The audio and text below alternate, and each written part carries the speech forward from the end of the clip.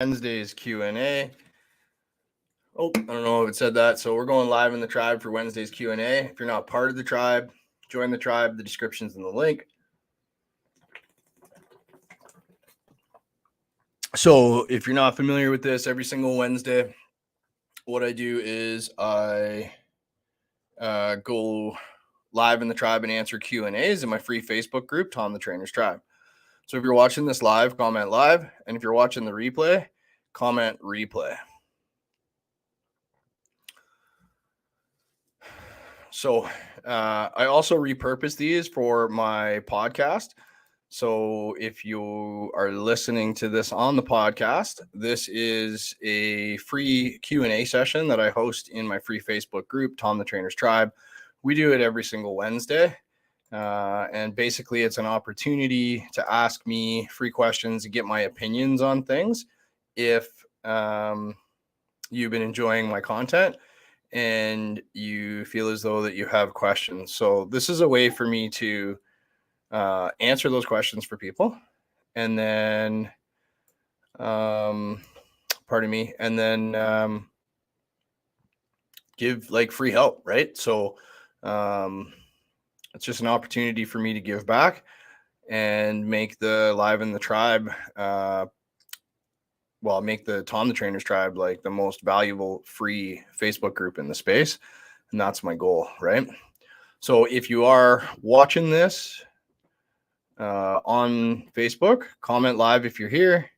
Awesome. We got a few people watching. If you're watching this anywhere other than in the tribe, the whole entire episode isn't going to be within those other spaces other than on the podcast and in the tribe. And if you're listening to this in the podcast, then you get to listen to it after the fact. Whereas if you're in Tom the Trainer's Tribe, you actually get to ask questions live and I answer them for you, right? So we are going to get right into it here. And recently what I've been doing on the podcast is literally just going, like just press and play and going, no edits, no nothing. So we're going to get right into it. And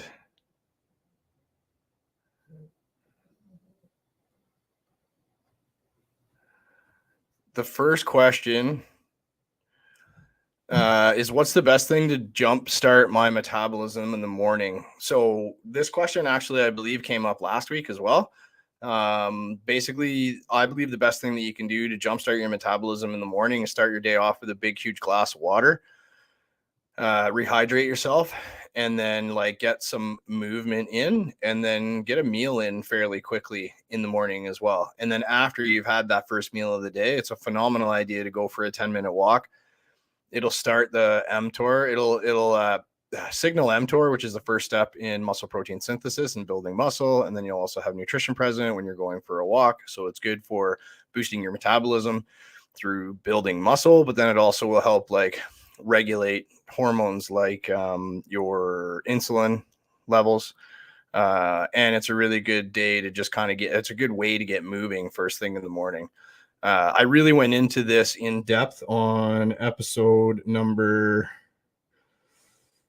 it's going to be episode number 17 in the podcast. So check that out as well if you want a more in-depth answer.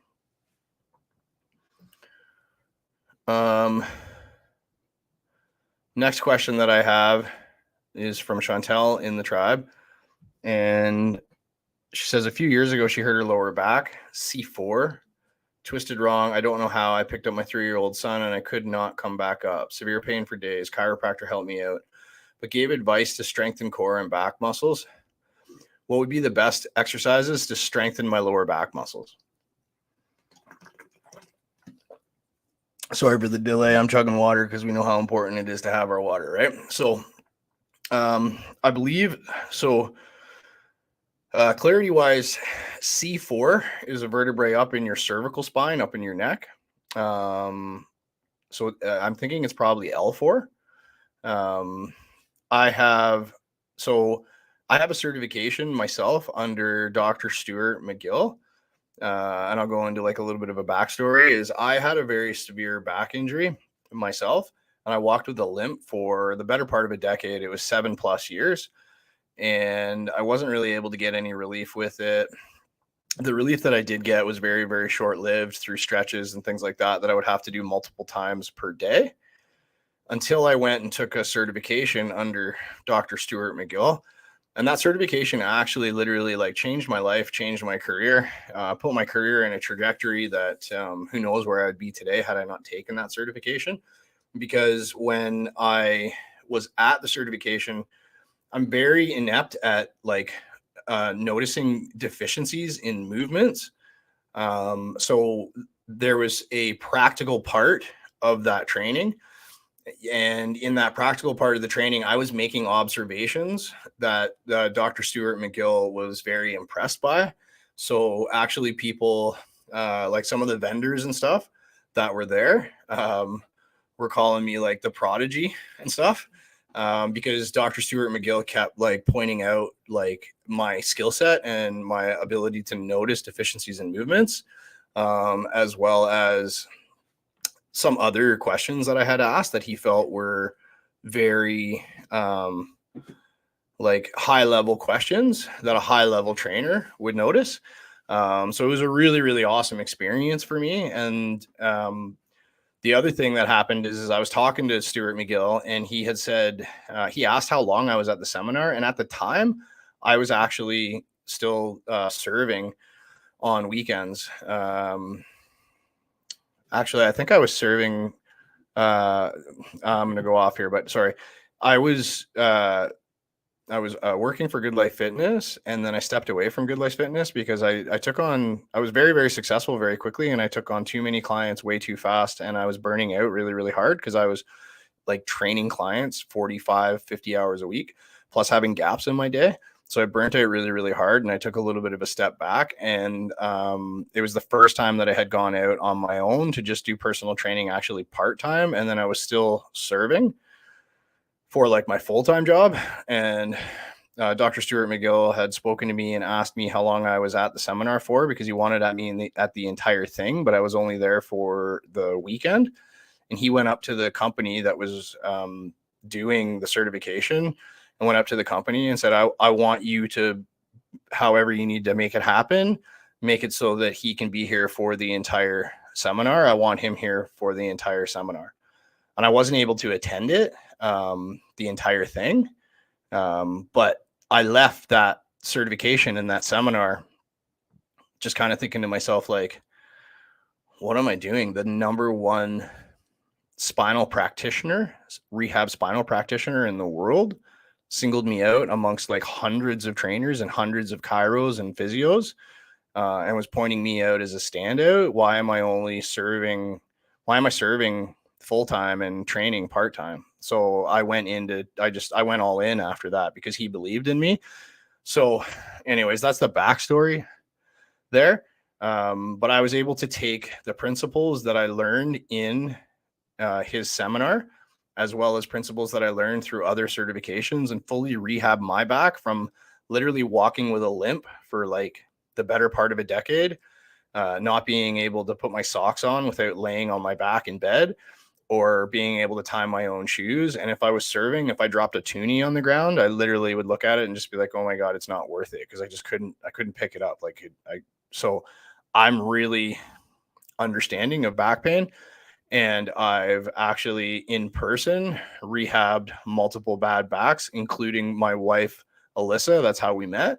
I saw her in the gym and she was working on some exercises. And I had said like, do you suffer from back pain? I could see it like in her posture and some things. And that's how we met. Anyways, I'll get into the answer on your question. It's a pretty cool story. If anybody wants to hear the story, just comment like hear the story in the chat, and I will but I'll get to the answer to this question, okay? So, this is really, really right up my alley. When it comes to like rehabbing a back injury, there's like different stages in the process. But stage number 1 is like desensitizing your central nervous system and getting to down regulate the pain signal. And the only way for you to do that is going to be by strengthening your core with movements with exercises that are anti-spinal movement exercises, not movements like crunches and things like that, but movements that are resisting rotation of the spine, lateral flexion of the spine. So when your hip would push sideways. So as well as extension, which would be like when your low back arches really hard, or flexion, which would be like when you're doing a crunch and you're bringing your chest towards your hips. So you want to avoid those movements. And really the best 3 exercises to get started on that are going to be the McGill 3. So that's a bird dog, but it's important to look at your form on a bird dog. It's an anti-spinal movement, and people don't train it that way. They train it way too fast. They don't control their spine. They're rotating. It's about slow, controlled flexing your core, moving where you're elevating opposite limbs while on all fours, and doing so in a way where your spine doesn't rotate or extend and arc excessively. So it's very controlled. The McGill crunch is a phenomenal exercise as well. And what you do there is you lay on your back on the floor and you put your hands underneath your low back, just above the points of your hip. And then you bring one knee up so that one foot is solely on the ground while the other leg is straight. And then you kind of come up slightly and you hold that position and you come back down. You're controlling your spine because you've got your hands in the arch of your spine to make sure that the spine doesn't flex, right? It doesn't round towards the floor. And then you're holding it and you're holding that contraction. And then the other exercise of the McGill 3 is a side plank. And if you can't do a side plank from your feet, you can do it from your knees, or you can elevate your upper body. And the more you elevate your upper body, the easier the exercise becomes. So you could do a side plank up against a wall, on a bench, on a floor. You could elevate your feet on a bench, and that would be a means of progression through that exercise. So the main thing is to strengthen the core against movement. And the only way to do that is to train it with anti-movement exercises. And then the other thing that you need to be extremely mindful of is your daily movement patterns. So you have to move athletically in everything that you do. When you're sitting on a couch, you have to think about the foundations and the fundamentals of a squat. And you need to be sitting upright, flexing your core, and feet flat on the ground, knees outward a little bit to create clearance in your hips. Don't sit on soft couches that don't have support that will cause you to sink into the couch and round out your low back. When you're turning, don't plant your feet and twist. Do a side step. It's so you plant one foot and then you turn and your shoulders and your hips move together. When you're bending over to pick something up off the ground, do it like you would do a squat or a lunge. Things like brushing your teeth. You want to do a deadlift pattern when you bend over to get the water to rinse out your mouth. Or if you're really sensitive, then maybe you're not ready for that. And what you would need to do is put some water in your hand and rinse out your mouth that way. So you need to do movement patterns that are athletic and safe for the spine. Because if power lifters can load hundreds of pounds, upwards of 1,000 pounds in a squat and not hurt their back, then it's probably the safest way to move for your spine, right? So you need to do the core strengthening exercises, and you need to be very mindful about your movement patterns so that you're using the strength that you created to resist movement of the spine posturally through your daily movements. So I know that was a bit of a long-winded answer. That's kind of the starting point of things. And then there's progressions from there. I could go on for an hour and a half on this topic, but that would be a good place to start, and a really great book to help with low back pain is a book called Back Mechanic. It's a simply wrote book with illustrations and things that will help you understand the movement patterns and nail them down. And interestingly enough, when Stuart McGill was approached by writing a book, the book company was like, we want you to write a book that says like, I don't know, 6 easy steps to rehabbing your back or something, right? And Stuart McGill was like, well, I'm not calling it that. I'm not writing a book called that, because like the thing with back rehab is like, there's principles to execute, but you have to have a level of intuition to know where people are at and when to progress those things, right? And even things like how you walk matters. So I've helped people with those exercises. I helped my mother-in-law, Lisa's tenant at one point in time. She broke her back, and I showed her a few things from the back mechanic book, and she was like forever grateful and said that she had no pain. So that book is a game changer. And that's like step number one. You know, like I said, I could go on about this for hours on this topic. But that's your best place to start. Okay. I hope that was really, really helpful. Everybody find that helpful? Just comment helpful in the chat. And if you found that helpful listening to the podcast, hook me up, share this to your story. And not only hook me up, like help somebody else, right? Because I think we can all agree this is extremely useful information. And I feel like sometimes the information that's in the free Q&A lives is literally like more valuable than like what some fitness practitioners literally charge people for, right? But it just kind of goes to show you like my intentions with helping people.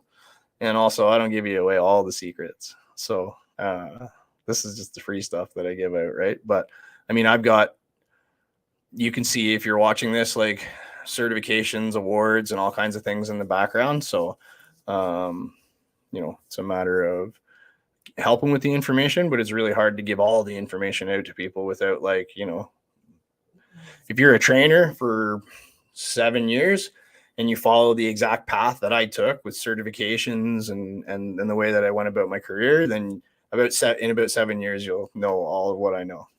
But either way, keep listening to these because they're helpful, right? Melissa has got a question, and I'm just going to grab a drink of water before I get into it. So Melissa's asking about one arm being a lot stronger than the other, and whenever she's lifting dumbbells, she really struggles to keep the movement even. And how can she even things out equally in both arms?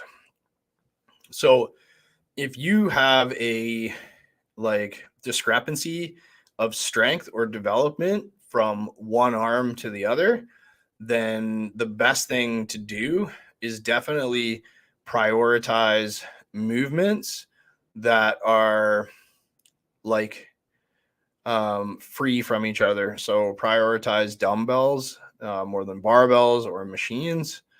Do some isolation lifts that will help bring up the strength in the area that is weak. You kind of have to know where it's coming from. And it could also be like you might need some rehab because sometimes you're not as strong in one arm as the other. And it's not like strength in a means of the muscle's ability to exert force, but you're not as strong because there's an issue with stability. So the number one thing to look at when you are doing compound exercises and you're noticing one side is stronger than the other, but if you do isolation exercises that just isolate specific muscles, you don't find that, then it's quite likely that it's either the main muscle in that compound lift, like the muscle in that compound lift that probably is most challenged while the other muscles are still involved. It's probably that. Or find out what it is by working through isolation exercises. So say, for example, if you have an issue with your bench press and it's uneven, well then like, what about when you do overhead press on each side? Okay. What about lateral raises? What about tricep extensions? What about single arm chest flies? Are you noticing a difference between the two? And can you uncover where that difference is coming from? if you don't see much of a difference in strength when you're doing isolation exercises, then that's a really, really good indication that it's actually coming down to a lack of stability. Then if it were upper body and it was a bench press exercise where you notice the difference, it's likely going to be your serratus, probably, which is the muscle in your armpit. They call it the boxer muscle. It protracts the shoulder. It like pushes the shoulders forward. Or it could also be your external rotators and the back muscles surrounding your shoulders and your shoulder blades. And you would have to work on like specific rehab exercises to bring those up. So it's a matter of like finding out what's the cause. Is it strength? Is it strength of a group of muscles? Is it strength in one muscle? And then is it stability? And if it's stability, it's likely coming from the shoulder joint, right? So you've got external rotators of the shoulder joint, like your traps, the areas in your back are going to be like your traps, your rhomboids, your teres, and things like that, your rotator cuff. And then in the front, serratus. Commonly, serratus is something that's extremely overlooked by people. But having said that, like Melissa, book a one-to-one call with me, because Alyssa is actually a one-on-one client, and we can like hash it out for 15 minutes or so and get really right down to the root cause of things, and then prescribe some modifications. Or I can literally send you like an exact rehab protocol to balance things out. But I would like rehabbing a back. It would take some back and forth questions and things then where I can pinpoint down where it's coming from, and then I can teach you how to fix it. My whole right side atrophied after my neck injury, like my right shoulder, my right bicep, my right tricep, my lat, the external rotators in my back around my shoulder blades, as well as my serratus. And even to this day, my serratus like still struggles. And even to this day, I do rehab exercises to bring it up. I've got a nerve issue, so it's kind of like a bit of an uphill battle for me, but very well versed in correcting those things if you book a one-on-one call with me, Melissa. But otherwise, I hope that all helped everybody. Like, kind of like if you're looking at a thought process of things.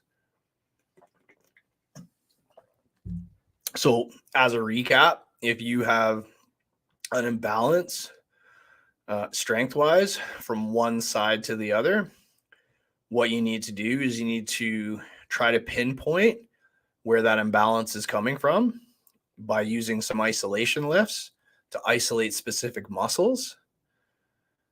And then if you don't see a difference in those specific muscles, but you're still noticing a difference in your compound exercises, like your overhead presses or your bench presses, then it's probably a factor of stability and not strength in a certain muscle, but it's probably one of the stabilizers surrounding your shoulder blade. And then obviously you would have to systematically go through those muscles to find out where that discrepancy is coming from. And that's something that I personally help clients with one-on-one and provide like rehab protocols. Recently sent a client one for his ankle. Actually, I've recently sent a few for ankles. And then I've actually got a client as well who's dealing with this exact issue right now. And I've sent him an alternate warm-up routine to help correct it. And it'll come along. It takes time, but that's your process.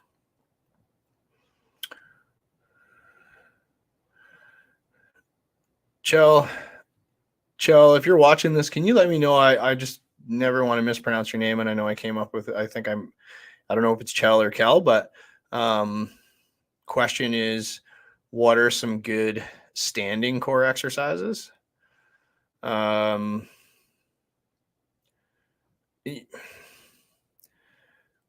So the best way to train your core from a standing position, honestly, is going to be compound exercises, overhead press, squats, deadlifts, front squats are phenomenal to train your core from a standing position.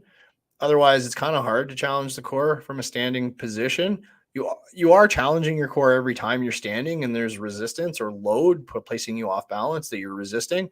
Like you're training your core even when you're doing like a chest fly or if you're doing a standing cable press.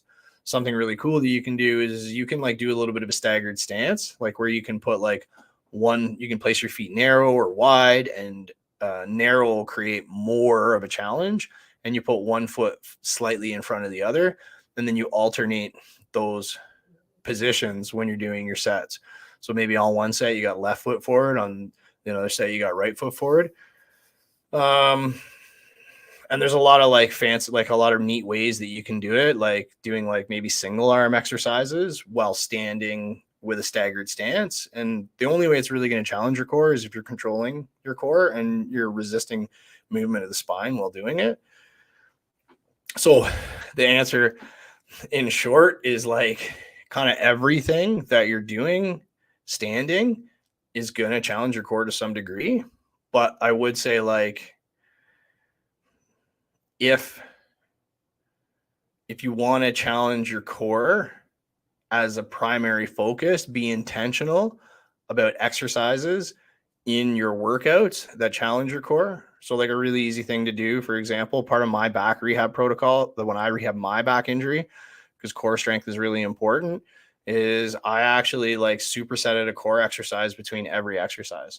So like if I did a squat, I would do a plank or a side plank and then squat. And then if I did a bench press, I would do a version of a side plank or like a Copenhagen plank, those kinds of things. And then actually like a really phenomenal exercise for your core is a B stance deadlift, only when done right, however.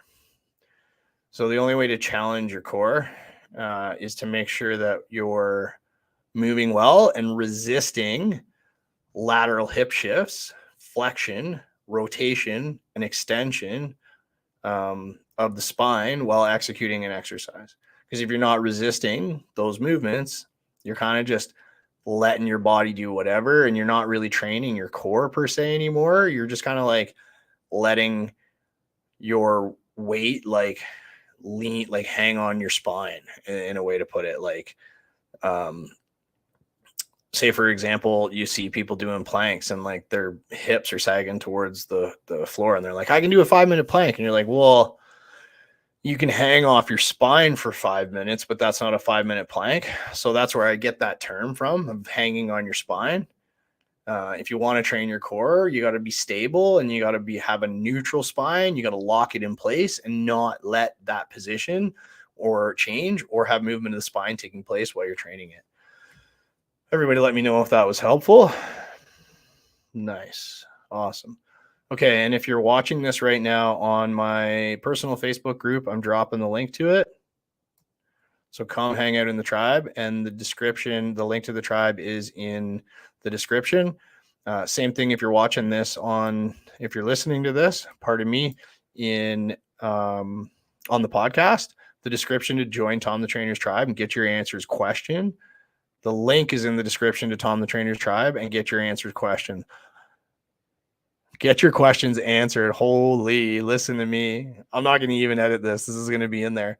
I'm tired. I got a new puppy. So if you're listening to this anywhere but in the tribe, the link to join the tribe is in the description. Okay. So come join the tribe.